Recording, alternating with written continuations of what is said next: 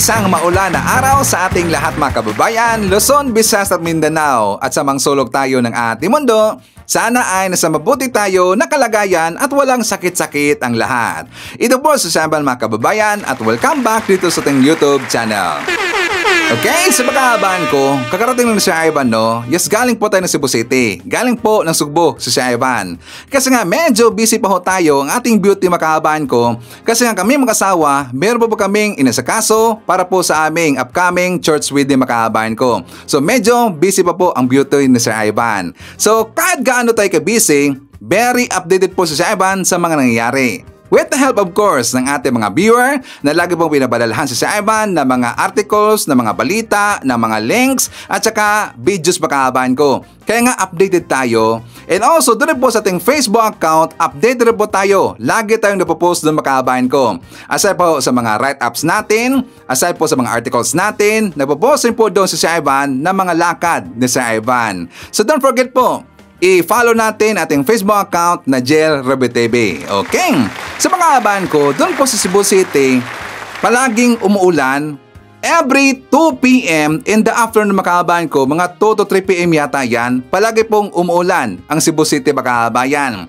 So kapag lagi pong ulan yung Cebu City, palagi rin pong bumabaha makaabayan. Kasi nga napansin natin, no, yung Cebu City, bahain na rin makaabayan. Kasi nga noon, hindi ang ganyan Cebu City, but lately makaabayan ko, bahain na po yung Cebu City.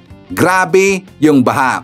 So hanggang nakauwi si Ivan, dito po sa Leyte makaabayan ko, umulan pa rin po. Anong nangyari si Ivan? Anong update? According dito sa post ng Pag-asa, kanila pong weather forecast makaabayan ko, sabi dito, ito po ay dated tonight, of course, August 31, 7 as of 7:45 p.m. in the evening makakabayan. So sabi dito sa kanilang daily weather forecast, low pressure area or LPA was estimated based on all available at 675 km east of Borongan City, Eastern Samar makakabayan. So Leyte pa rin po.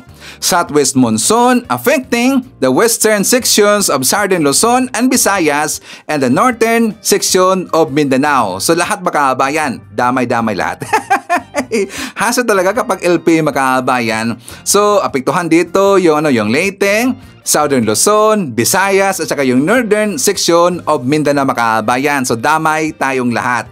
Hasa talaga kapag merong bagyo makakabayan or LP makakabayan. Kasi kapag sunod-sunod yung ulan, palagi rin pong bumabaha dito sa aming makakabayan. Sayang nung before kami pumunta ng Cebu makakabayan, wala na po yung baha dyan. Ngayon, bumalik na naman po, malalim pa nga Sana wala na po yung LPA kasi hasa talaga nakasira po ng araw makakabayan. Okay yung ulan, wala problema yung ulan. Kaya nga lang, kapag sunod-sunod makakabayan ko, hasa na talaga yung ulan, di ba? So anyways, ang dami pong nangyayari, no? Grabe, dumadagondong, talagang sumabog ang balita sa mundo ng politika makakabayan. Dahil nga dito sa nangyari na girian dito po sa Bakbakan, Marcoleta versus Lacson makakabayan. Diba? Very exciting talaga meron nang mag-aaway. And also pag-uusapan po natin ito nangyari sa dating DPWH Secretary Manuel Bunuan. At lalong-lalo na pag-usapan ho natin ito si Sara Duterte kasi meron pong isinumbong sa atin ang ating solid Bureau makakabayan. So mamaya pag-usapan natin yan. Pero before tayo dadako doon sa ating mga talakayan makakabayan ko, pasalamatan muna natin siyempre. At saka i-shoutout natin yung nabigay sa atin ng super thanks. I think this is 3 days ako makakabayan. Nabigay sa atin ng super thanks si Ma'am Jocelyn Flores. Nabigay sa atin ng 8 Saudi Riyal. Thank you so much. At saka pasalamatan rin po natin yung nabigay sa atin ng super stickers during po sa ating live kahapon makakabayan. Hindi ko na napansin at saka hindi ko na naalala yung pangalan makakabayan ko kung sino nabigay sa atin ng super stickers. So thank you so much sa lahat po nabigay sa atin ng super thanks and also nabigay rin po sa atin ng super stickers makakabayan. At syempre i-greet natin ng happy birthday ang lahat ng mga viewers na nag-birthday ngayong araw. Happy birthday! At syempre i-shoutout natin ating mga pinalangga na mga legends, ang mga senior citizen. Hello po, kumusta ang lahat? And also thank you so much nga pala sa ating mga viewers na nag-like, and also ng shares ng ating vlogs. Thank you so much. God bless po sa ating lahat. Okay, sa pagkakabahan ko, unahin muna natin. Ito si Sara Duterte kasi meron pong isinumbong sa atin, ating solo viewer. Diba meron pong plano si Sara na pupunta siya doon sa Japan, mga kabayan. I think if I'm not mistaken, September 20 yata yun. September 20 to 22, mga kabayan. As of today, nandun pa rin po ito si Sara at saka ang kanyang pamilya doon sa Dahig, mga kabayan. Hindi na po nagtatrabaho. Diba nandun po sila si Pulong Duterte, Basi Duterte, Sara Duterte, at saka itong si Kitty Duterte, and also ang kanilang adopted son, mga kabayan. Sino si Ivan? Si Harry Roque. Diba? Adopted son na pala itong si Harry Roque. So nandun lahat po itong pamilya Duterte, mga kabayan ko, hindi na po nagtatrabaho. Parang hindi sila government worker, mga kabayan. Diba? Parang hindi mga government officials eh. Sayang lang po ang ating ipinansweldo dito sa mga gunggong nito, mga kabayan. So ngayon, dun po sa Dahig, sinabi ni Sara Duterte na meron siyang planong pupunta doon sa Japan, mga kabayan. Anong gagawin niya doon, Sir Ivan? Siyempre, walang iba, rally. Sabi niya, bibisitahin niya daw ang ating mga kababayan po na mga OFW, mga kabayan. Bibisitahin, di ba? Hindi naman kasi connected sa government eh. Hindi po connected sa kanyang trabaho, mga kabayan. At hindi po mandato sa isang vice president na bibisitahin, kukumustahin yung mga kababayan nating OFW, mga kabayan. Kasi yan po ay trabaho ng DMW. Diba? Ang ipupunta na doon sa Japan, mga kabayan, walang iba, rally pa rin po. Kasi ang nag-organisa doon, mga kabayan, ang mag-organisa doon, mga kabayan, Maisog Japan pa rin, mga kabayan. Kapag merong term na maisog, alam na natin yan. Yan po ay rally ang mangyayari, mga kabayan. Sa ngayon, meron po nagsumbong sa atin. Sabi dito na ating solo viewer kasi siya po ay nandun po sa Japan, mga kabayan, at siya ang kanyang negosyo ay kitchen truck. Sabi niya, "Good morning, may gagawing event dito sa Nagoya. Inimbita ang kitchen truck ko na magtinda. PRRD, bring home ang event. For delikadisa, tinanggihan ko.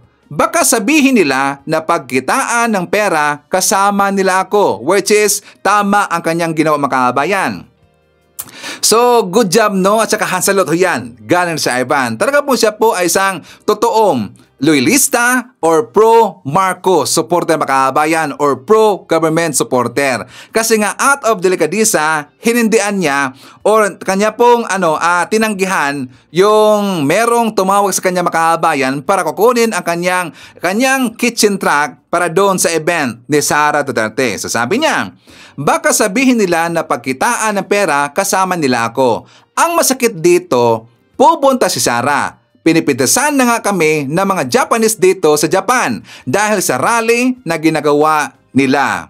Hindi ba naaawa ito si Sara dito sa mga kababayan nating OFW dyan sa Japan, mga kababayan? Diba? Dahil po sa gawa ng rally ni Sara Duterte, pinipintasan na po ang mga kababayan nating OFW dyan sa Japan, mga kababayan. Diba? Grabe talaga eh. Walang hiya tong si Sara, mga kababayan. So ako po ay nag-reply sa kanya, mga kababayan. So ito po ang kanyang response. Sabi niya, kaya nga pati kami na nandito sa Japan nadadamay. Ang tahimik naming buhay. Pati negosyo ko nadadamay. Paki-vlog na lang nangyayari sa amin dito. Nadadamay kami sa gulo ng mga Duterte. O diba walang hiya talaga itong si Sara? Pati po itong Maisog Japan, mga kabayan. Itong mga alipuri si Sara, itong mga alipuri sa mga Duterte, walang hiya talaga yan. Diba? Idinadamay niya yung mga nanahimik na mga OFW dyan sa ibang lugar, mga kabayan. Diba? Walang hiya talaga eh. So anyways, forward tayo. Pupunta tayo dito sa balita tungkol kay dating DPWH Secretary Manuel Bunuan, mga kabayan. Kasi diba mayroong breaking news, itong si Bunuan, siya na po ay totally tinanggal na bilang DPWH Secretary, mga kabayan. Tinanggal na ho sa pesto. Kaya lang ang balita dito, galing po sa mga mainstream media, sabi dito, breaking news, President Ferdinand Marcos Jr. has accepted the resignation of DPWH Secretary Manuel Bunuan effective September 1, 2025. Sabi ho ng Palasyo, mga kabayan. Marcos also names DOTR Secretary Vince Dizon as the new chief of the DPWH, according to the palace. So ang pamalit dito kay Manuel Bunuan makaabayan, yung si DOTR Vince Dizon, magaling yan. Si Vince Dizon makaabayan. 'Di ba? Very active talaga. Sayang okay na siya doon sa DOTR makaabayan. Pero siyempre, nakita ni BBM na mas maganda na hawakan ni Vince Dizon itong DPWH makaabayan. 'Di ba? Maganda kasi magaling talaga si Vince Dizon. Idol natin yan Talagang hansalit yan. Galing kasi Evan. Very, very active. Proactive po itong si Vince Dizon makaabayan. So yan po maganda kasi pinalitan niya itong si Manuel Bunuan makaabayan. At mas maganda pa dito na magiging partner ni Vince Dizon itong si General Torre makaabayan. Di ba? Kasi nga meron pong kumakalat ngayon ng mga sabi-sabi na hahabulin ni General Torre itong mga korap na mga opisyal at sa korap po na mga government official makaabayan. Official yung sinabi ko yung una, Hahabulin ni General Torre yung mga korap na mga senador, congressman, pati po yung mga government official makaabayan. Di ba maganda yan? Kasi nga di ba mayroong plano na itong si General Torre, meron daw siyang hawakan na Task Force Commission makaabayan. Di ba? Hindi kaya na magiging si General Torre na isang anti-corruption czar makaabayan. So yan po yung maganda. Magiging partner niya itong si Vince Dizon makaabayan. So walang kawala dito itong mga korap na opisyal. Mabalikan natin ito si Manuel Bunuan makaabayan. Kasi nga sinabi dito ng mainstream media, PBM has accepted the resignation of DPWH Secretary Manuel Bunuan makaabayan. Tinanggap na daw ni PBM yung resignation ni Manuel Bunuan. Mukha yatang merong mali makaabayan kasi as far as I know, hindi po nag-resign itong si Manuel Bunuan. 'Di ba? Mismo nga siya yung nagsabi makaabayan. Ipaparinig ko sa inyo, ito sinabi ni Manuel Bunuan na wala siyang planong mag-resign makaabayan kasi daw harapin niya itong problema ng DPWH at saka hindi daw rason, hindi daw solusyon itong pagbibitiw ng pwesto makaabayan. So ibig sabihin, wala siyang plano na mag-resign bilang isang DPWH secretary. Ito ang kanyang video.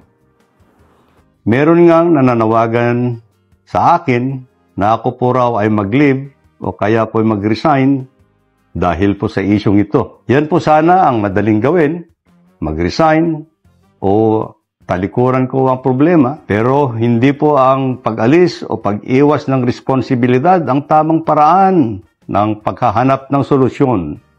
Sa akin po, tatanggapin ko ang accountability, pero tandaan po ninyo, hindi ko po kukonsintihin at papayagan ang anumang uri ng korupsyon na nangyayari. O, di ba? Wala siyang plano na mag-resign makaabayan. Harapin niya daw yung kanyang problema. Di ba? Marami na talagang nanawagan dito kay Manuel Bunuan na mag-resign na po sa kanyang pwesto makaabayan. Ang dami na Di ba? Marami pong mga congressman, meron pong senator, si Senator Kiko Pangilinan, at saka meron pang isa makaabayan. Sila po nanawagan na sana daw mag-resign na sa pwesto itong si Manuel Bunuan. Kasi nga dalawa lang yan 'di ba? Itong si Manuel Bunuan, malamang siya ay sangkot makaabayan dito po sa mga anomalyang nangyayari sa flood control projects scam. Malamang sangkot itong si Manuel Bunuan. Kung hindi man siya sangkot makaabayan, siya ay isang incompetent na government official kasi hindi niya alam ang mga nangyayari tungkol dito sa flood control issue or mga anomalyang nangyayari dyan sa DPWH makaabayan, di ba? Walang iba yan, incompetensya. Kung hindi siya incompetent, siya ay corrupt na official or sangkot dito sa issue ng flood control projects makaabayan. Kaya dapat talaga siyang papalitan. Pero hindi siya nag-resign. Talagang siya po ay tinanggal sa pwesto ni PBM. Itong balita na to, ito lang po ay graceful exit makaabayan para hindi masyadong mapahiya itong si Manuel Bunuan. Pero ang totoo niyan, siya talaga po ay tinanggal sa pwesto ni PBM. Diba? So, pupunta tayo dito sa issue ng mga senador. Sino si Ivan? Marcoleta versus Lacson. Kasi nga siyempre ito po related, konektado ito sa flood control projects issue makaabayan. Di ba? Alam naman natin, nakaroon na po dito ng investigation sa flood control projects at yan po'y pinangunahan ni Marcoleta ang Senate Blue Ribbon, mga kabayan. Di ba? Nakita natin dun po sa kanilang isinagawang investigation, parang hindi preparado talaga eh. Di ba? Hindi sila preparado, mga kabayan. Unlike dito sa ginawa ni Senator Panfilo Lacson, ang daming nawindang. Di ba? Mas maganda nga na itong si Senator Panfilo Lacson, mga kabayan, ang hahawak dyan sa Senate Blue Ribbon Committee. Kitang-kita ho natin. Kasi nga diba dito po sa ipinakita ni Senator Panfilo Lacson na marami siyang pasabog kay dito kay Marcoleta, mga kabayan. Ang dami hong nabuking dahil po kay Lacson. Meron po siyang privilege speech, mga kabayan, 2 times pa ngayon eh. Kasi nga yung unang privilege speech ni Senator Panfilo Lacson, yung pagbuking niya doon kay District Engineer Henry Alcantara, mga kabayan, na siya po ay konektado dito kay Joel Villanueva. Diba? Doon po mismo sa presentation ni Senator Panfilo Lacson sa kanyang privilege speech, mga kabayan, nakita natin doon sa kanyang PowerPoint. Nandun po yung mga ebidensya dito kay Henry Alcantara, mga kabayan. At yan po'y hindi nagawa ni Marcoleta. Konektado si Henry Alcantara dito kay Joel Villanueva, mga kabayan. Diba? Unang-una pa nga si Joel, mga kabayan, na umiyak doon eh. Diba? Doon sa hearing, nagdabog, tsaka binanatan niya ito si Banuan, tinanong niya kung siya ba ay tumawag doon kay Banuan, mga kabayan, o nanghingi ba ng projects, pero siya po'y binuking ni Henry Alcantara na palagi pa lang tumatawag ito si Joel Villanueva doon sa kanya, mga kabayan. So booking na booking dahil yan kay Senator Panfilo Lacson, di ba? So itong si Marcoleta, mga kabayan, umalma sa ginawa ni Senator Panfilo Lacson. Kasi according po dito kay Marcoleta, hindi na daw kailangan ginawa ni Lacson yung mag-privilege speech, mga kabayan, tungkol dito sa flood control projects kasi meron din silang ginawa dito na investigation. Bakit hindi na lang daw siya pumunta doon sa hearing, mga kabayan, at doon na daw siya magdadaldal? Doon na daw siya maglatag ng kanyang ebidensya. Ang tingin ko dito na insecure or nainggit itong si Marcoleta, mga kabayan. Correct if I'm wrong, mga DDS. Mukhang siya po ay nainggit or na-insecure. Bakit? Kasi doon lahat nakabaling ang atensyon ng mga tao kay Senator Panfilo Lacson. Bakit? Kasi marami siyang pasabog, mga kabayan. Diba? Lalo-lalo na, doon po sa kanyang second na privilege speech, binanatan niya si Pulong Duterte tungkol dito sa 51 billion pesos, mga kabayan. For more details, let's watch this. The district representative, gusto niya, bata niya yung district engineer. So pag it has come to a point na pag nag-insert, minsan, hindi na ito hundreds of millions. Umabot na minsan ng 10 billion pesos in one district. We heard stories about, or based on records, isang district 51 billion, isang district 15 billion. Malulunod sila doon, Mr. President. How can one district absorb, ang tinatawag natin absorptive capacity? How could it absorb 51 billion pesos worth of projects in a district? Tell me, Mr. President. O, di ba? Bakit hindi niya kayang banggitin doon sa hearing, mga kabayan? Kasi ka naman nag-start na po yung hearing, pero bakit hindi niya kayang banggitin yung tungkol doon sa 51 billion pesos sa Davao City, mga kabayan? Bakit? Kasi nga Duterte yung nababangga niya doon. Masasagasaan kasi yung mga Duterte, mga kabayan. At meron pong nagawa itong si Panfilo Lacson na hindi kayang banggitin ni Marcoleta doon sa hearing, mga kabayan, ang tungkol kay Henry Alcantara. Bakit si Ivan? Kasi masasagasaan dito itong si Joel Villanueva, di ba? Merong pinoprotektahan itong si Marcoleta kasi alam mo natin, siya po ay DDS, mga kabayan, di ba? So maraming inaway ho, maraming inaway itong si Marcoleta ngayon. Pati nga, di ba, si Senator Rizon Tiveros, inaway niya, mga kabayan. Pati rin po itong Miss Media, isang host na si Karen Davila, mga kabayan. Anong ginawa niya kay Karen Davila, si Ivan? Di ba tinawag niya na may problema daw sa kukote, mga kabayan? Sabi niya, maiksi daw ang kukote ni Karen Davila mga kababayan. Di ba? Grabe talaga eh. At meron po siyang ibang binanatan mga kababayan ko, si Senator Kiko Pangilinan. Let's watch this. Pagkakaintindi ko dyan, Oho. iniinsulto niya ako. Ayaw kong iniinsulto ako. Opo, oho. Kaya kung gusto niya akong palitan, magpresenta siya. Na chairman ng Blue Ribbon Oo, at Committee. pakita niya na mas marunong siyang gumawa ng mandatong itinalaga sa committee na yan. Wala pa siyang nailalatag kung anong gagawin niya. Pakikialaman niya itong magtatayo ng independent investigative body. Nako. E di, subukan mo. Nainsulto si Senador Marcoleta sa panukala ni Kiko Pangilinan na bumuo ng independent committee upang imbestigahan ang anomalous flood control projects. Pangilinan Oh. ay nagsabi na siguro mas maganda meron tayong independent commission Oho. na mag-iimbestiga sa flood control project. Ang ibig mo sabihin, iba pa doon sa Blue Ribbon Investigation? Commission 2 eh. Ganon. At ito ay nauna, ay sinabi naman ni Senador Kiko Pangilinan, Oh. mas maganda siguro merong ipatupad na tayong isang batas. Magtayutan na tayo ng Independent People's Commission. Ba? Oo, para yung flood control project ay imbestigahan na natin ng Independent People's Commission. Kaya sa isip ko, hindi kaya ito yung para bang nagtatayo ka ng bahay dito, Sen, di ba? Oo. Tapos nakita lang po ang masasapaw, tayo rin tayo. Yung una, naglagay ng mga plano-plano. Tapos ito yung mga magtatayo. Sino ang mga magtatayo? Ito po, si minungkahi ni Pangilinan na pangunahan ng komisyon ni dating Ombudsman Conchita Carpio Morales. Nako, oh. Kasama pa si dating DPWH Secretary Rogelio Singson. At isasama pa si Baguio City Mayor Benjamin Magalong. Aha. Ang ibig sabihin nito, Senjen, hindi lang plano ang nilatag eh. Meron pang detalye, di ba? Kung ano yung... So bukod na investigating body ito? Ay, ito, independent body na ito. Mukhang sa tingin ko bilang isang karaniwang mamamayan, baka magulo, mag-conflict. Kasi meron ng, Opo. 'di ba? At ang alam ko ang mandate ng Senate Blue Ribbon Committee ay talaga namang mag-imbestiga. Si Senador Kiko Basanay, una, miyembro po ba ng Blue Ribbon Committee? Nag-apply siya. Nag-apply, nag-presenta kayo sarili na isama? Karaniwan kasi, susulat siya. Opo. Kung pwede sana, maging membro ako ng committee mo. Okay. Pinayagan ko.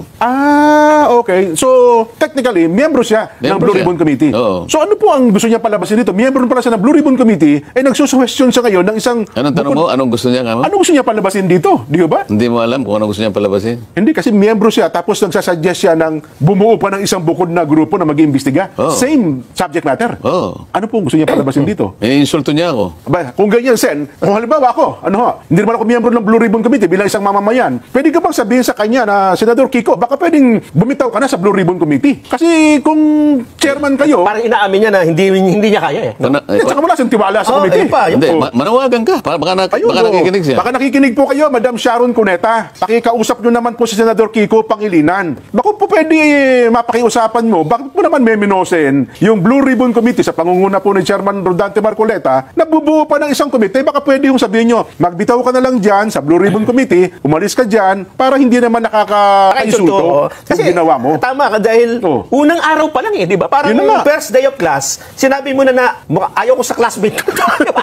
Di ba, Sen, sa tingin niyo po, kayo po bilang chairman, Ayun nga sinabi ko sa iyo. Ako ang pagkakaintindi ko diyan. Oho. Iniinsulto niya ako eh. Ako naman ayaw kong iniinsulto ako. opo, oho, Kaya kung gusto niya akong palitan, magpresenta siya. na chairman ng Blue Ribbon Oo, at Committee. pakita niya na mas marunong siyang gumawa ng mandatong itinalaga sa committee na yan. Hindi, yung punto na yan, Sen, baka malabo pa, baka ayawan ng taong bayan yan eh. Pero ako sa tingin ko, bilang isa po na nag-oobserba, Sen, kung wala po kayong tiwala sa Blue Ribbon Committee, bilang miyembro, bumitaw na lang po kayo dyan. Sabihin nyo na lang, aalis na po ako, chairman ng miyembro ng Blue Ribbon Committee. Ito wala nga, pa na kayong tiwala eh. Talagang medyo kaya ako nasasabi at ang ilalatag pa niyang i-recommenda pa niyang mga pangalan dating Ombudsman Conchita Conchita Carpio Morales. Opo. Hindi ba niya alam kung ano yung Ombudsman ay talagang katakot-takot ang corruption diyan? Bagay, Pagkatapos sasabihin niya, sabihin nila sa akin na ang Ombudsman ay malinis na malinis at walang corrupt diyan. Oho. Ako diretsahan ako eh. Ayan galing na po kay Marcoleta makahabayan na yung ombudsman, mga kurap. Kurap yung mga ombudsman. So sino yung dating ombudsman makahabayan? 'Di ba si Martires? So kurap itong si Martires makahabayan. Siya po ay binuking dito ni Marcoleta. Martires, kurap ka daw. 'Di ba booking na booking talaga eh. Marami hong mga balita-balita, itong si Martires makahabayan ko, kurap yan na opisyal, di ba? Buti na lang po, siya na po ay nag-retire. So ang ipapalit niya dito, hindi yan kurap makahabayan. Okay? So dito po sa sinasabi ng host dyan kasama po ni Marcoleta makahabayan na daw mukha dang walang tiwala si Senator Kiko Pangilinan dito kay Marcoleta makahabayan. Tinatanong pa ba yan? Di ba? Mga kababayan ko, Itatanong pa ba yan? Wala dang tiwala si Senator Kiko Pangilinan dito sa Senate Blue Ribbon or sa kay Marcoleta Makabayan.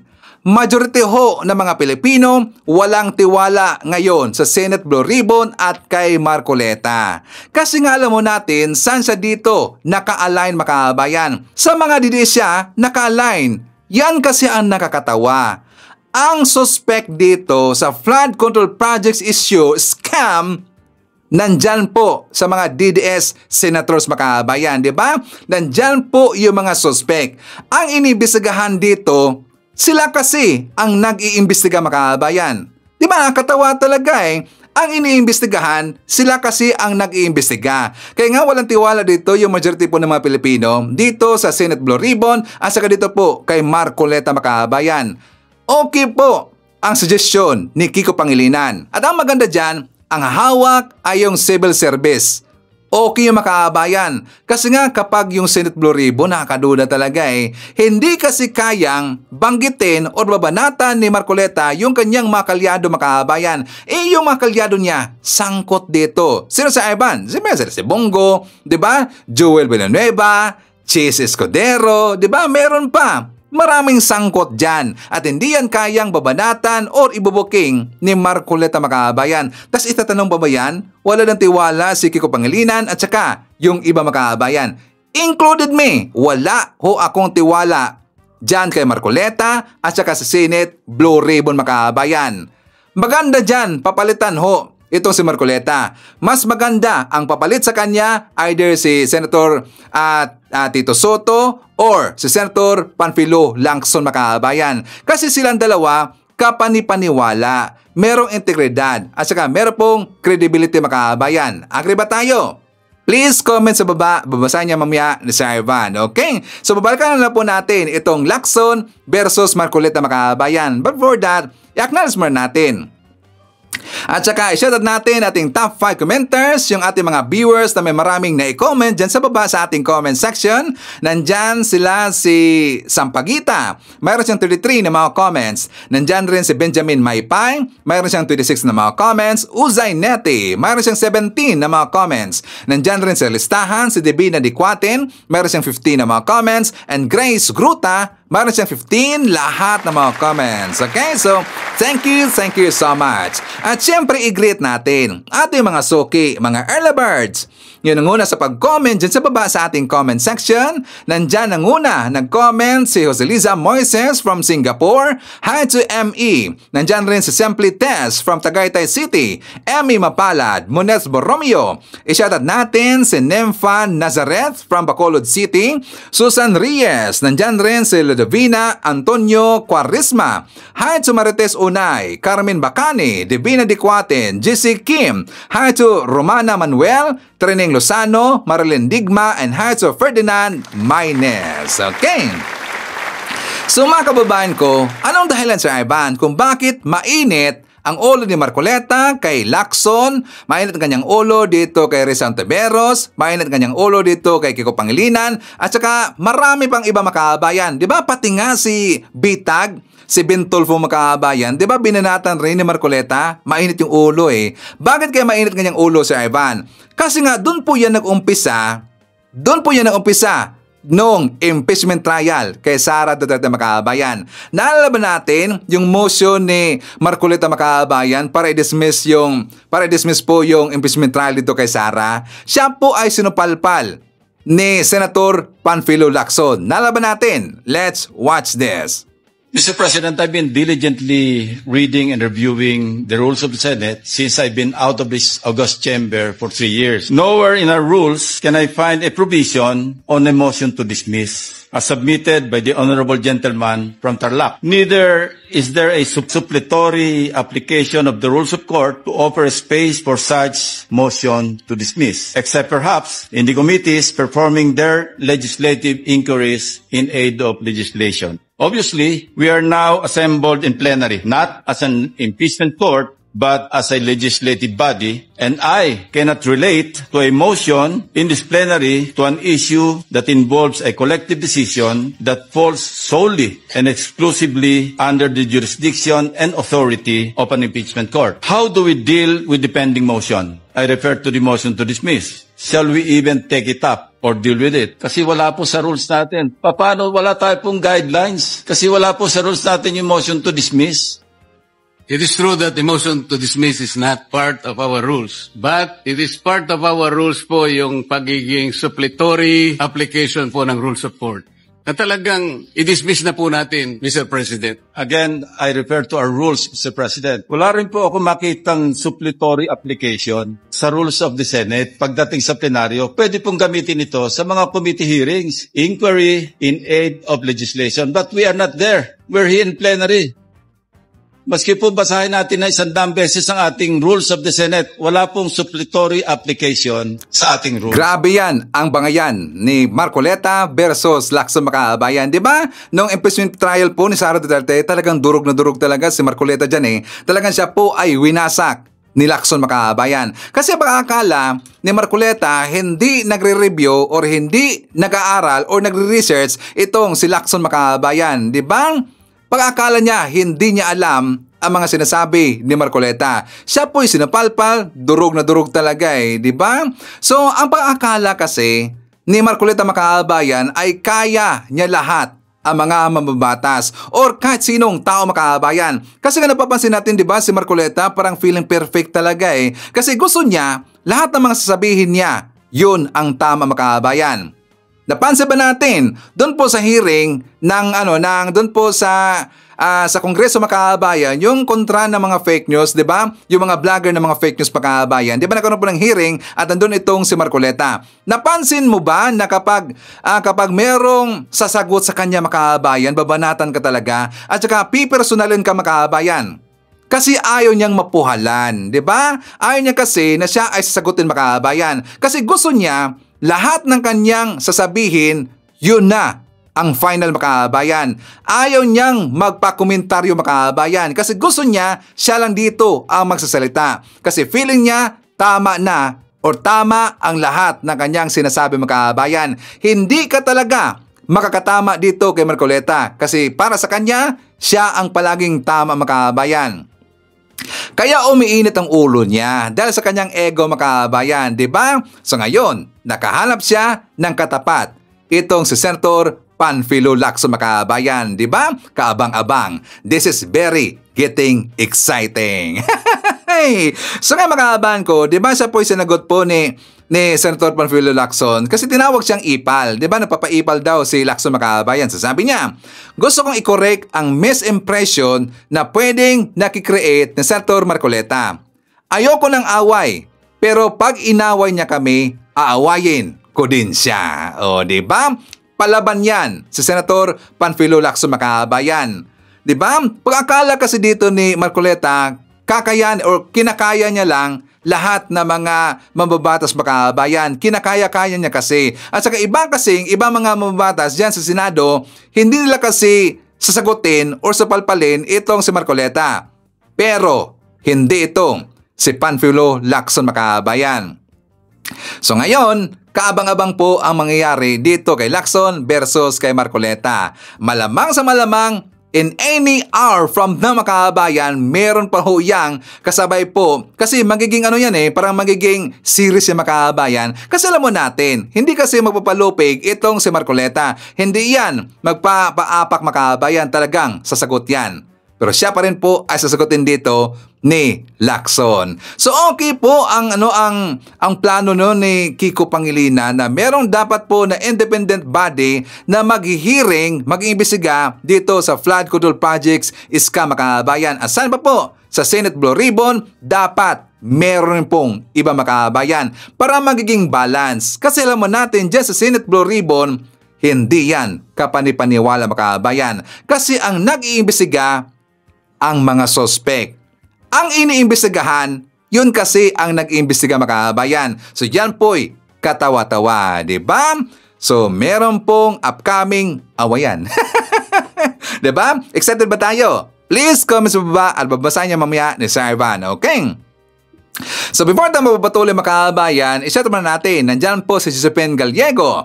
Hi to Felma Cabato. Nandyan rin si Abby Smith. Shout out daw sa Kelly and Lumagi family. Hi to Liwayway Guarin from Israel. Nandyan rin si Rex Mamawag from Isabela Province. Nandyan rin si Marjorie Minsayas from Sydney, Australia. Hi to Ricky Galet from Saudi. Nandyan rin si Lorena Fajardo, John Kuan, Michael Vinas, Belia Bautista. Nandyan rin si Marieta Lalbiano. Hi to Norma Antido, Felix Miranda. Hi to My Life Days, Elma Banyaga. Nandyan rin si Ferry Neni. Okay. So mga kababayan ko, ibabakita ko sa inyo ang vlog ng The Big Five. For more details, let's watch this. Yan. Sige, Boss Mike, may sinasabi ka? Eto kasi yan, balita ko. Baka nakakalimutan ng karamihan na hindi lang yung flood control ni Pangulong Bongbong ang may problema. Kung baga, konti lang yan. Konting portion lang yan eh. Dapat siguro ating pagtuunan ng pansin, itong kulang-kulang 14,000 na flood control project ni dating President Duterte. Hindi lang yung, kasi ang tao, akala nila, dahil sa panahon ni Bongbong Marcos yan. Siya yan, mali. Yung kanina sangkay, yung kinukwento mo kanina, di ba? Si Mayor, speaking of Quezon City, no? Yung kay Mayor Joy Belmonte, nagreklamo na raw pala siya dati pa. Ay, Secretary Bonoan. Pero di raw pinansin. Ang sabi ni Mayor Belmonte, sinubukan niya kasi na-discover nila may mga substandard at may mga ginawang flood control yung DPWH na hindi akma sa pagkakahulma kung saan dadaan talaga yung tubig every time na may baha. At may mga ghost project. At may mga may mga project doon na kumpleto na, nandun sa dokumento, tapos na. 100% na. 100% tapos na. 2023 pa. Pero pag pinuntahan mo, hindi pa din tapos. So, nung nalaman nila yon, sabi ni Mayor, tinry niyang kontakin si Secretary Bunuan. Pero sa kasamaang palad, hindi daw po nangyari na makipag-usap. Pagkikita ba na ma-reveal man lang niya yung ganong klaseng problema? Hindi nangyari. Kumbaga, initsapwera siya. Same sa nangyari din kay Mayor Magalong. Ayon sa kanyang kwento, ito, siguro naman, hindi si Magalong dito magsisinungaling. Kasi banggit ng pangalan eh. Nasabi niya, 2022 pa lang, kakaupo lang ni PBBM siguro noon, kasi 2022. Dala-dalaw daw niya yung napakaraming mga dokumento na nagpapatunay na may mga substandard na mga, hindi lang flood control, marami ng mga project kasi panahon ni Digong yan panahon ni Digong yan. Malamang sa panahon ni former President Rodrigo Duterte yan.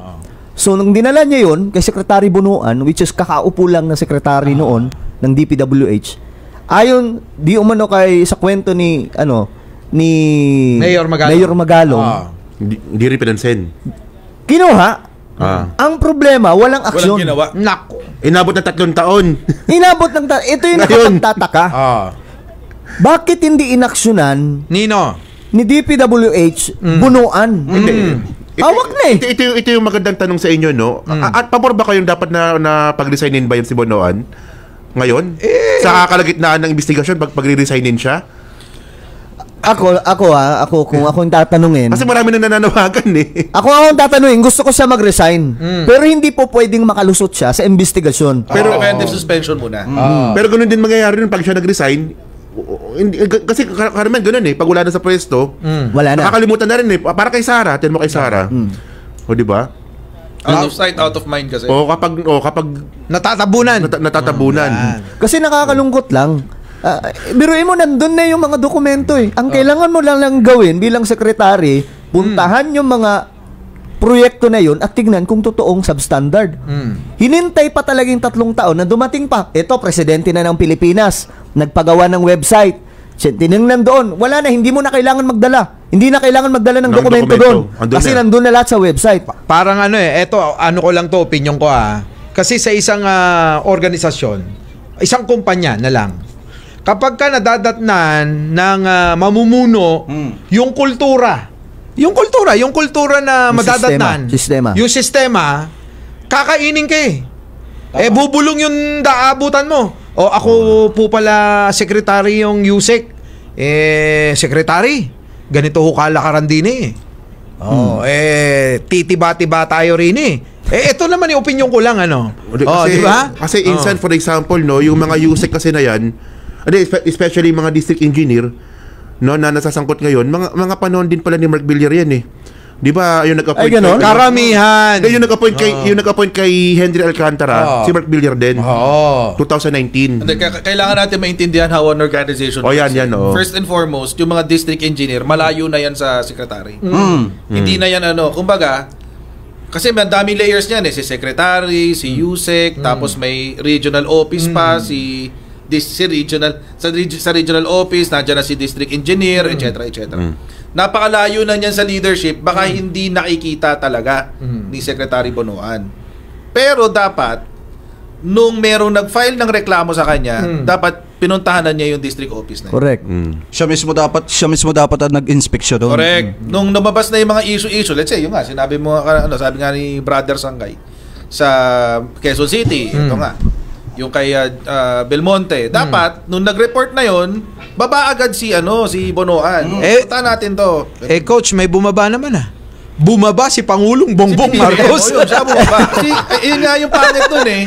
Di ba kasi pinagkakatiwalaan, kasi itong mga sekretary na to, tulad ni Bonoan, they work at the pleasure of the President. And they work at on the basis of complete trust. Tiwala. So kapag yung sekretary mo hindi nagpe-perform ng maayos, dami ang presidente. Kaya nga si presidente siya na mismo nagpunta So mas maganda, coach, dapat mag-resign na lang etong si Secretary Bonoan, kasi kung hindi naman siya nagiging epektibo, kasi kung epektibo siya, hindi magkakaroon ng ganito eh. Correct.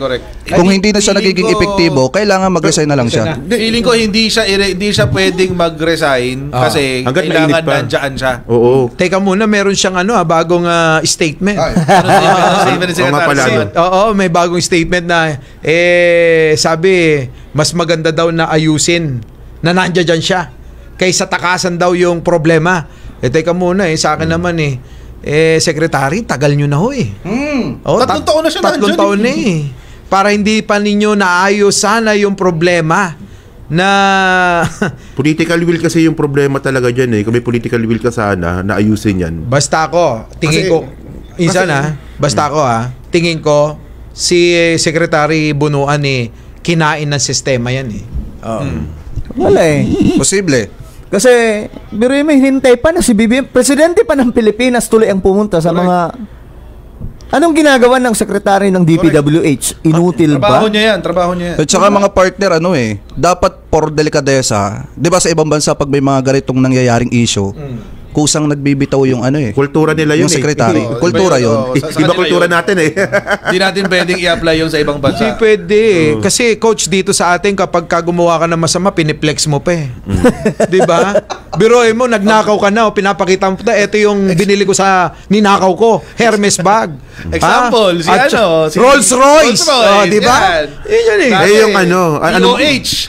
Ano masasabi nung biktima ngayon ng flood control na hanggang bewang ni Chris? Chris. Kamusta naman, Boss Chris? Tahimik siya. Tahimik.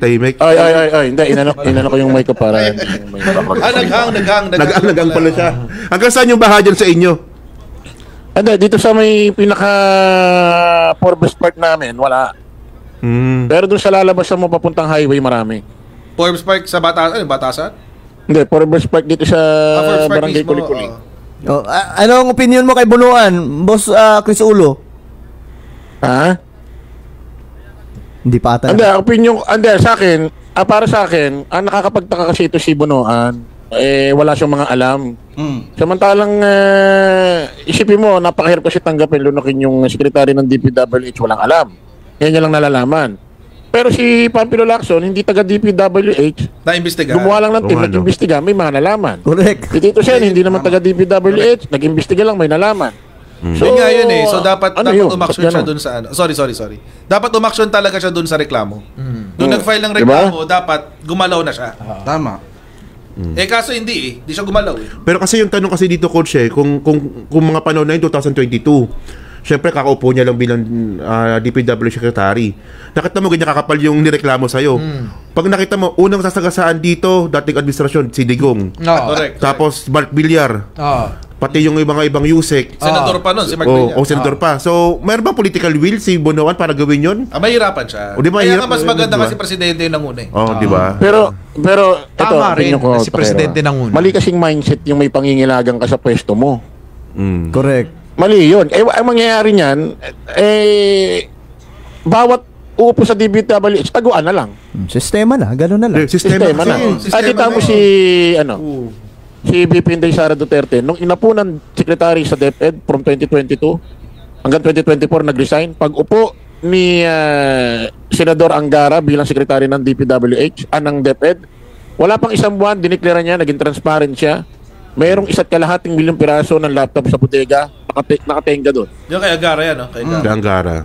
Pero, nung 4 na to hinawakan ni Sara yon, wala namang binubulgar yung Go-Student din, naayos din ni Angara yun eh. Yung Go-Student din.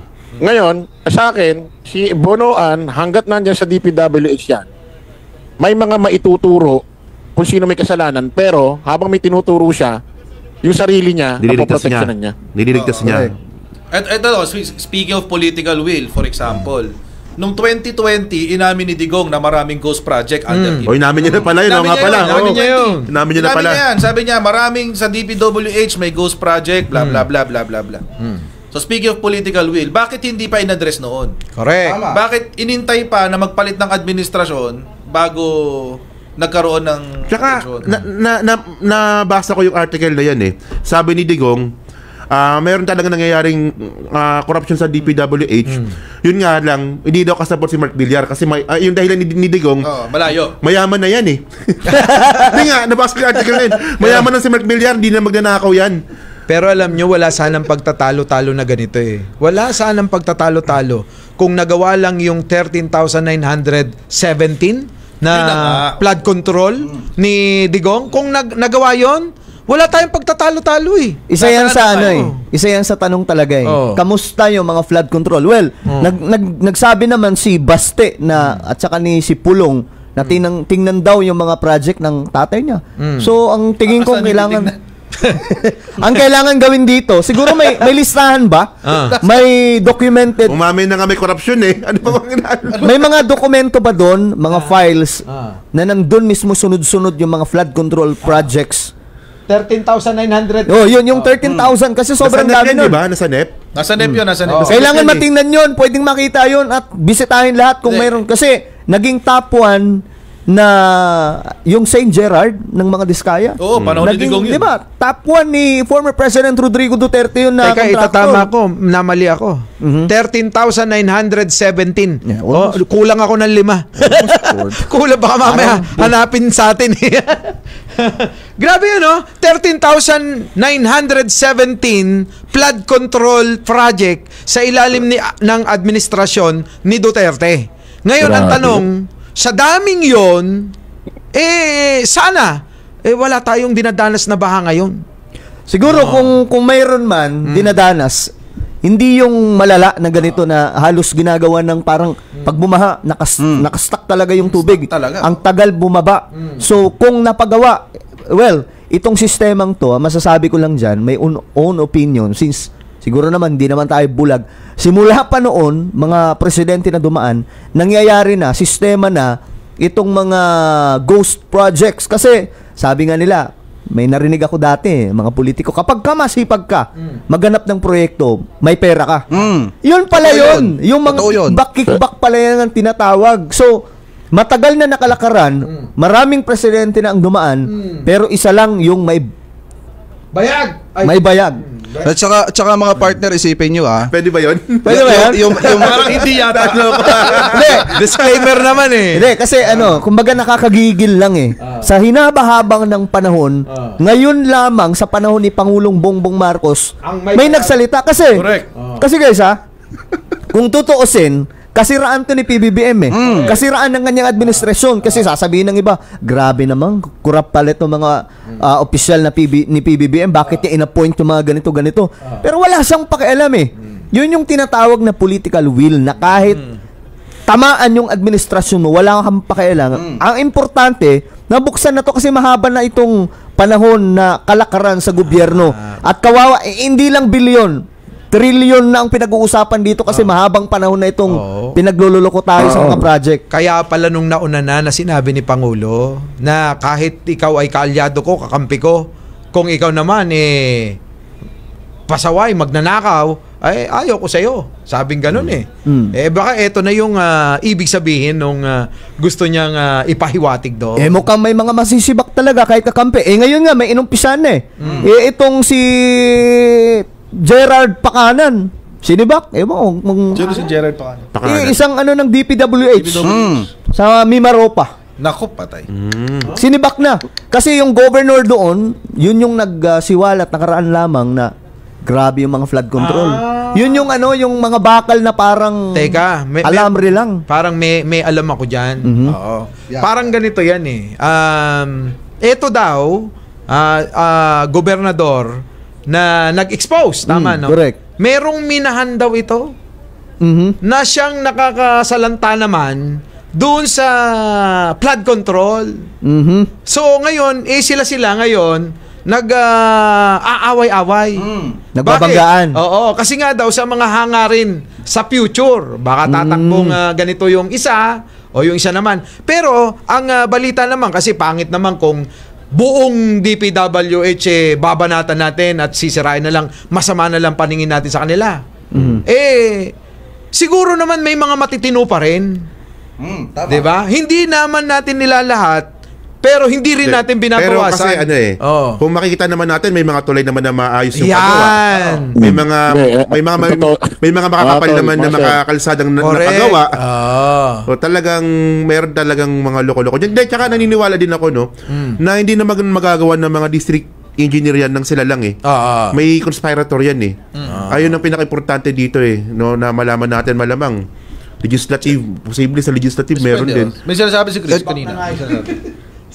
Boss Chris, ano sasabi mo? Tama na may sinabi ni Boss Mike na hindi naman lahat talaga taga DPWH sisihin at tignan natin ang masama at may mga ginagawang korupsyon. Hindi naman lahat yan, may iba rin matitino naman talaga din. Tsaka may malaki tayong problema, mga sir. Alin? Ano yun? Hindi natin alam kung sino yung matino at sa hindi Yun ang mahirap doon, di natin sila kilala. Kaya nga nagdududa yung taong bayan sa lahat. Kasi sa buhatan sabi pa nga ni Senator Lacson, may sindikato sa loob. Merong senador. Yun nga. Alam nyo, bilib nga ako sa isang media ngayon May media talaga na tumututok dito ngayon na laging naglalabas. May 3 senador na laging ini-expose. Sino ba yan? Si Radyo Pilipinas ba yan, Brad? Baka si Radyo Kilala ni Jake. Kilala ni Jake yan. Shoutout sa Radyo Pilipinas. Hindi ko nasasabihin, pero ini-expose talaga. Kasi ito, hindi lamang talaga. Yung una, sising-sisi tayo sa mga contractor. Well, dapat din talaga sisihin sila. Kasi isa sila sa humulma kung papaano nakulimbat yung pera. Conspirator yan. Pero hindi yan mabubuo ng sila lang. May mga bagman dyan. Andyan yung may mga congressman. May mga senador. May legislative talaga. Eto nga masakit mga boss Biruin mo yung suspect, yun yung mag-iimbestiga ng kaso. Tama. Saan ka nakakita naman ng ganun? Biruin mo. Diba? Suspect ka Tapos ikaw nag-iimbestiga. Sana naman delikadesa. Galit na galit si Marcoleta dyan kay napanood mo ba yung Jake, yung kay Kiko Pangilinan? Oo. Di ba sabi ni Kiko Pangilinan, dapat magkaroon tayo ng hiwalay na komisyon. Independent body. Ang sabi naman ni Marcoleta, nakaka-insulto daw yung ginawa niya. Bakit? Kaya nga hiwalay naman yun, di ba? Bakit ba nag-iimbestiga yung senador? In aid of legislation lang naman, di ba? In aid of legislation, correct. Wala naman sila prosecutorial powers At saka mga partner, parang ang nangyayari, balikan natin yung sa issue ng DPWH na hindi lahat gumagawa ng anomalya, hindi lahat masama. Dahil kung tutuusin talaga, ang may mga problema din dyan, hindi lang yung DPWH kung hindi yung mga kontraktor na kumukontrato ng proyekto. Kasi sila yung nag-i-implement nung proyekto sa field kapag nakakakuha sila. Meron naman akong info dyan. Ganito kasi yan. Ikaw ba, dahil lang mga tola, ikaw ba naman, Sir Jake, pakitaan ng milyon-milyon pera, hindi mag-star yung mata mo. No? O nga naman. Pero kasi ganito yun. Kadalasan, yung mga kontraktor nagagamit yung kanilang mga lisensya. So halimbawa, bato-bato sa langit, wag ang tamaan sana ay wag magalit May mga kongresista na dahil sila yung naghanap ng pondo para sa isang proyekto, dahil yan aabot ng ganito na yung kontraktor na ganito lang ang merong lisensya para makakuha at pwedeng sumali sa bidding. Kinakausap na ng mga congressman yan. Tapos, syempre yung tulad nila Diskaya, karamihan naman dun, hindi naman kanilang talagang proyekto Ginamit lang din yung lisensya nila Tapos humingi na lang ng royalty. So kung napakaraming kongresista, napakaraming mga mayors, napakaraming governors, 'di ba? Pati senador. Pati senador, ayan na nga. Lahat na nga 'Di ba? Lahat sila. Ngayon kung hihiram ng lisensya, gagamit ng dummy, bagman, doon na kukuha Dahil maraming mga politiko na nanghihinayang din na yung dapat kitain ng kontraktor, gusto pa nilang kunin. Sa madaling salita. Kaya pala tuwing eleksyon, palagi may ginagawa. Yan! Maiwasan naman talaga ang magandang example dyan. ng DPWH at mga kontraktor. Kapag walang nakipagkuntsaba, na inaalo ka pa lang, i-report mo na, sumbong mo na. Katulad ng ginawa ni Congressman Libiste. Inalok siya nung ginawa, pina-entrapment niya.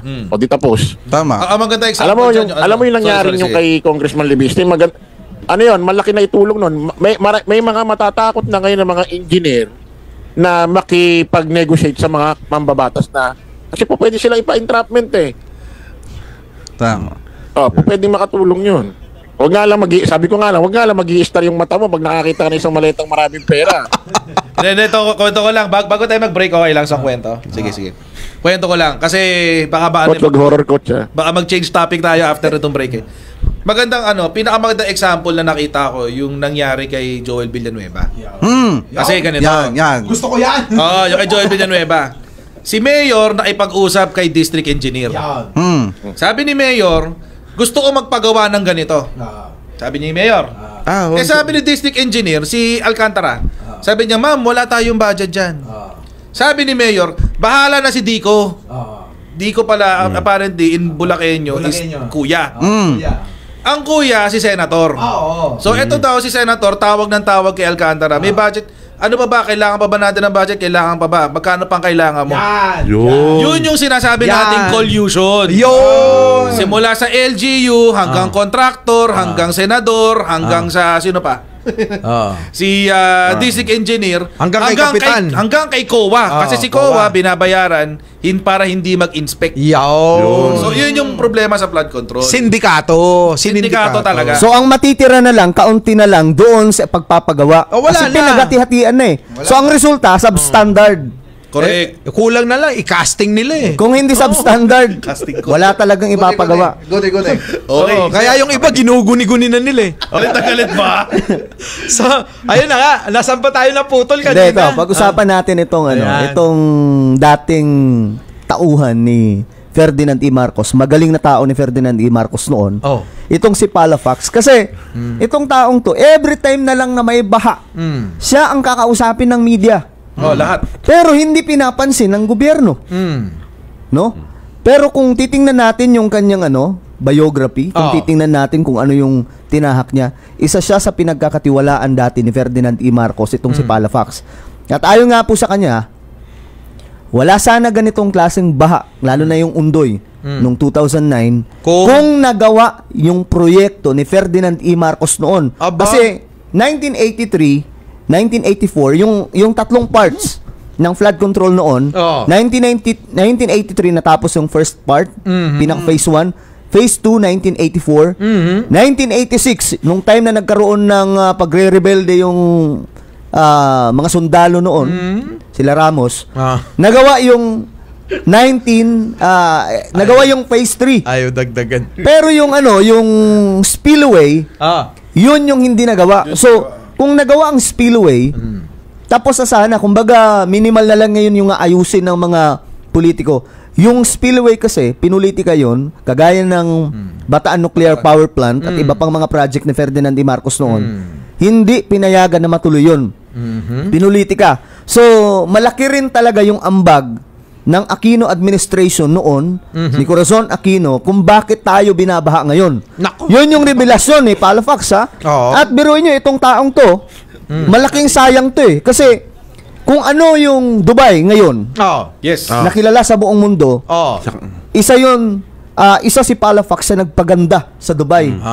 Malaki ang ambag. Malaki ang ambag. Maraming award itong si Palafox. So ngayon, ang sinasabi, ang punto lang kasi dito, matagal na niyang sinasabi sa gobyerno, dumaan na si Corazon Aquino, Ramos, si Erap, si Gloria, si Noynoy, si Duterte, walang pumapansin sa kanya. Ganyan nangyayari. So ngayon, napag-uusapan na naman, siya na naman ang ini-interview ng marami ngayon na ano ba ang solution. Same pa rin ang kanyang solution. Tapusin ang kung ano man ang naumpisahan nila noon. At idagdagan na lang. At saka matindi ang vision ng taong to. Kaya nga lang, ito boss ang problema. Ito yung ni-reveal niya. Matagal na pala niyang gustong tumulong. Sinubukan niya ng sumali ng kanyang kumpanya sa bidding. Sa mga bidding, ng MMDA at DPWH. Nananalo. Nagtataka daw sila. Kasi nga po, sila yung may pinakamababa na budget sana. Pero, sila yung nilalaglag. Ang ni-reveal niya, hindi daw sila naglalagay. Kaya tumatawa na lang siya. Kumbaga, well, bahala kayo. Pero saan kayo sa tingin ko dapat talaga may baguhin dyan sa sistema ng procurement eh. Kasi kung totoo yung sinasabi nga ni Palafox na ganyan nga, ano ba yung procurement ba? Naka-ano ba yun? Naka-public ba yun? Hindi, no? Naka-public bidding yun. Pero sa mga tao, hindi walang spectator. Si Bids and Awards Committee ang hawak nun. So, halimbawa, lahat ng ahensya meron yan. Bids and Awards Committee. Tapos, yung Bidding and Awards Committee na yan, sila yung mamimili kung sino yung mananalo sa proyekto. So, maliit lang na committee yan sa mga ahensya. Sa DPWH din ata yun eh. Meron din sila nun. Hiwa-hiwalay na ahensya yun. Ibang ahensya yun, oo. So, paano? Tapos yung, yung Bids and Awards Committee, kung sa DPWH natin pag-uusapan, per region pa yan. Pero paano yung paano yung transparency ng bidding? Paano nakikita ng taong bayan yun? Wala. Ano lang yung doon ang problema. Yung call for proposals, tapos yung sa awarding na doon yan yung pinapublicize. Pero yung procedure wala. Dapat meron doon. Sa madaling salita kasi yan, nagiging moro-moro na kasi lang. Kasi doon yung nagiging hocus-pocus eh kapag namimili na eh. Minimekos-mekos na nga lang nila. Moro-moro na lang yan. Kasi ito para sa akin lang, no? Kasi kung ito, porsigido yung presidente na imbestigahan tong mga to. Kung hindi naman babaguhin yung sistema, wala rin to. Babalik tayo sa dati. Mismo. So dapat talaga may babaguhin talaga tayo doon sa mismong procurement natin. Na mas maganda talaga involve yung taong bayan dito. Walang problema sa procurement. Ang problema natin, freedom of information. Yan pa yung information. Wala talagang access. As in, kapag hanggat on process siya. Ano ba? Para tinago nila ng sadya? Parang ganun. Hindi eh. Kasi, bigyan ko yung example. Si Naiya, nung nagpa-bidding dun sa Bollocks, yung mga Bollocks ba yung Bollocks? Bollocks. Yung mga Bollocks na yung dapat bibigil sa mga sasakyan. Yun yung may na-aksidente doon. May namatay, di ba? Dalawa. Ni Digong? Project ni Digong? Correct. Ano yun? Tawag dito, naka-livestream yung Bids and Awards Committee nila. Na Naiya. Mia yata yun or Naiya. Either of the two. So, yun, medyo transparent. Parang depende siya per agency. Pero international kasi yun eh, di ba? Mia kasi yun eh. Mia. Oo. Manila International Airport Authority. So, kaya siguro ganun yung nireklamo ni Palafox. Tumawa na nga lang siya kasi sabi niya, ewan ko ba dyan? Kasi, ang sabi lang niya, ang na-discover niya, kailangan daw pala maglagay. Para naging sistema na talaga. Teka, yung paglalagay kasi, sinauna pa yan eh. Meron na talaga yan eh. Bibigyan ko ulit yung example. Sample. Pakinig natin sa mga hearing eh. Yan. Example, naalala nyo nung nagkaroon ng hearing sa DepEd. Yan. DepEd naman to ha. Shoutout kay Sara Duterte. DepEd. nagpa-bidding ng laptop. Oo nga. Okay. Pabidding ng laptop. Ngayon, yung mga bidders, nagbigay ng proposal. Usually, lowest bidder, Dapat mananalo. best and quality. So, lowest bidder but quality. Yun ang mananalo. Correct. Ito yung kwento nung bidder, nung sa Bids and Awards Committee. Ang sabi, nung first bidding, kinancel lahat ng bid. Nako. Kinancel lahat. Tapos kinausap isa-isa yung mga bidder. Nako. Yun ang sabi ha. Nasa hearing naman to. May reference tayo. Tapos, nung nag-call for bidding ulit, yung mga bidder na nag-propose ng mga nila, produkto nila, ang ginawa, pare-pareho na sila ng presyo. Nako. So, ano ibig sabihin? Di kung sino yung kumausap sa kanila sa Bids and Awards Committee, sinabi, ito na yung presyo nyo para sigurado ang pasok. Pero syempre, merong may kickback yun. Grabe, no? Grabe. Sabi ko nga noong pa yan nangyayari so, dapat dapat kung doon may problema, dapat doon may babaguhin. Dapat baguhin yung buong sistema ng procurement. Correct. Di magkano na lang tayo kasi ang problema talaga na to galing sa 1987 Constitution Ayusin na lang lahat. Charter change na, basa lang ng Hindi, kasi problema, political system, economic system, at kung ano-ano pa. Lahat ng yan nandoon sa pinaka-mother of all laws So, kailangan ayusin talaga. Kaya nga lang, kumbaga, sabi pa nga, kung walang mapapakulong dito na senador, congressman, mga miyembro ng DPWH, mga kontraktor, walang saysay yung mga revelasyon ni PBBM. Kaya kailangan dito, ano ba? Tatawagin na ba natin? Teka, pero sabi ng mga senador sigurado, may mananagot. Sabing gano'n ng mga senador Akala ko sinong senador yan? Baka naman tinuturo yung katabi. May mananagot! Gano'n, tinuturo yung katabi. Kaya nga agree ako kay Senator Kiko Di ba Senator Kiko Pangilinan, sabi niya, kailangan magkaroon ng independent body. Ako agree ako doon. Okay, pansano ako din, 100%. Tsaka dapat civil service ang hahawak, hindi gobyerno. Hindi. Dapat civil service. Hindi dapat mga senador, hindi dapat mga congressman. Kayo nga iimbestigahan. Ito yung ito yung magiging version ng parliament na parang shadow government. Ito yun Sila yung iniimbestigahan, sila yung nag-iimbestigahan. Diba? Tsaka dapat bago matapos ang term ni PBBM, dapat may makulong talaga dito. At tsaka dapat hindi lang yung mga tiwali do sa DPWH, dapat mayroon din makukulong dito ng mga senador at saka congressman. Sino ba? Sample. Paano nga makukulong si Joel. Teka muna. Paano makukulong? Paano makukulong Kung sila yung iniimbestigahan, sila pa yung nag-iimbestiga. Sila yung suspect, sila yung nag-iimbestiga. Saan nakakita? Okay, so kasama rin natin, nandyan po si Miggy Boom, Tugahan Jules, Haitsu Ana Maria Nakamura, Lilia Calamba, William Steven Verdugo, nandyan rin si JRN, Jeco Jerry Cabreros, Ramos Duldulaw Estrella, i-shoutout natin si Lorna O. Villanueva, Jose Buhay, Hilda Modisto, Ernesto Ramos Balon, nandyan rin si Hilda Baldovino Pita, Kilop Ichdang, Edwin Santos, Dreamboy Batayo, nandiyan rin si Elmer Pinaranda. Shoutout natin si Ruben Basinga Salindong, Amin Delphin, Eve Chu, Johanna Toiler, Alicia League, Menz Niaca Nolpez, Carolito Makiling, nandiyan rin si Roro Sikira, Benjamin Prado, Nida Ichaka, Maricres Hernandez, Bioli Bidaventura, Annabel Huson, Rosas Medina, and Hatsu Gorgunya Anggalang. Okay, so makahabaan ko, yan natin manakalap ng mga balita ngayong araw. Kung nakaabot ka po sa portion na to, sana nakapag-like na ho tayo. Libre po ang mag-share, libre din ang mag-subscribe. Again, maraming salamat sa mga viewers na hindi nag-skip ng ating mga commercials. Thank you so much. At before natin tatapusin ang ating programa ngayong araw, sana sabayan nyo si Sir Ivan para sa ating live messaging prayer. Panginoon, naway samahan mo po akong lumakad. Gabayan ako sa lahat ng katotohanan.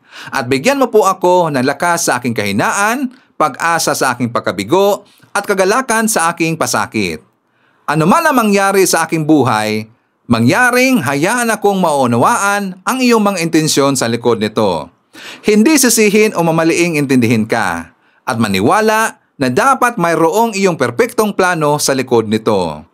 Ngayong araw, nais kong hanapin ang iyong mukha sa aking buhay at magsalita at kumilos ayon sa iyong kalooban upang luwalhatiin ang iyong pangalan. Idadalangin ko ito sa pangalan natin Panginoong Jesucristo. Amen. So maraming salamat mga kababayan, and I hope to see you again on my next video.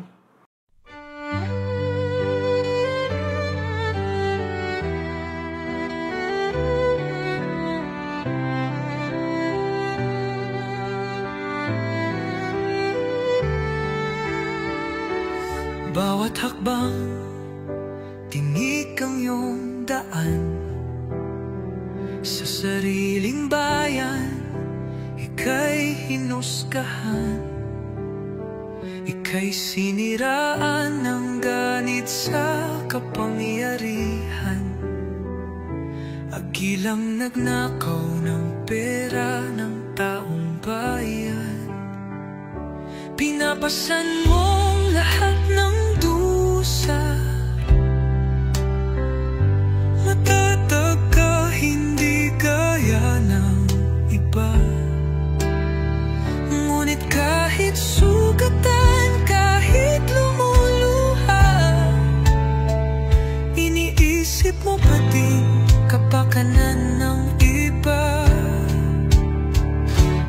Bongbong, hindi ka kailanman iiwan. Loyalistang hanggang dulo ay nandyan. Kasama mo kami sa lungkot mo at saya. Pagkat Pilipinas, ikaw ang pag-asa. Sa laot ng unos, ikaw ay nag-iisa. Iba'y nagbubunyi sa iyong pagdurusa. Ngunit lahat ngayon ay malinaw na. Katulong mo ang Diyos, nag-iba sila. Ipinaglaban mo ang lahing sinumpaan. Nagkalat peking balita sa mamayan. Binabaliktad nila ang katotohanan, pero hindi na naig ang kanilang kadiliman. Bongbong, hindi ka kailanman iiwan.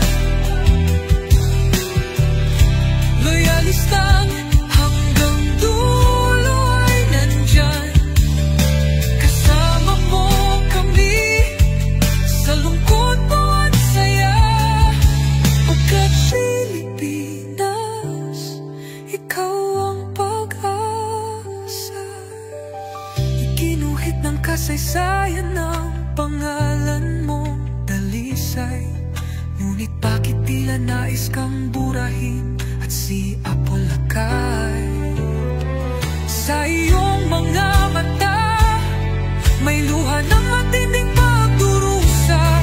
Ngunit sa puso mo, bayan pa din ang inuuna. Bongbong, hindi ka kailanman iiwan. Loyalistang hanggang dulo ay nandyan. Kasama mo kami sa lungkot mo at saya. Pagkat Pilipinas, ikaw ang pag-asa. Bawat hakbang, tinik ang iyong daan. Sa sariling bayan, ika'y hinusgahan. Ika'y siniraan ng ganit sa kapangyarihan. Hagilang nagnakaw ng pera ng taong bayan. Pinapasan mong lahat ng dusa. Matatag ka, hindi gaya ng iba. Ngunit kahit sugatan,